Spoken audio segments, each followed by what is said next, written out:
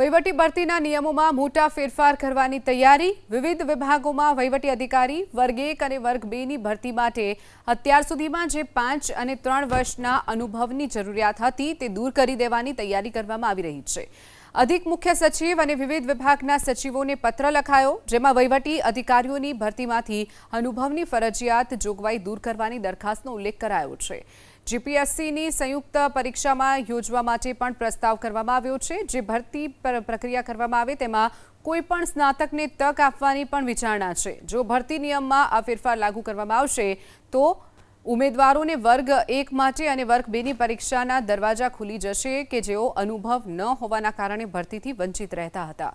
જીપીએસસીની સંયુક્ત પરીક્ષામાં યોજવા માટે પણ પ્રસ્તાવ કરવામાં આવ્યો છે। જે ભરતી પ્રક્રિયા કરવામાં આવે તેમાં કોઈ પણ સ્નાતકને તક આપવાની પણ વિચારણા છે। જો ભરતી નિયમમાં આ ફેરફાર લાગુ કરવામાં આવશે તો ઉમેદવારોને વર્ગ 1 માટે અને વર્ગ 2 ની પરીક્ષાના દરવાજા ખુલી જશે કે જેઓ અનુભવ ન હોવાના કારણે ભરતીથી વંચિત રહેતા હતા।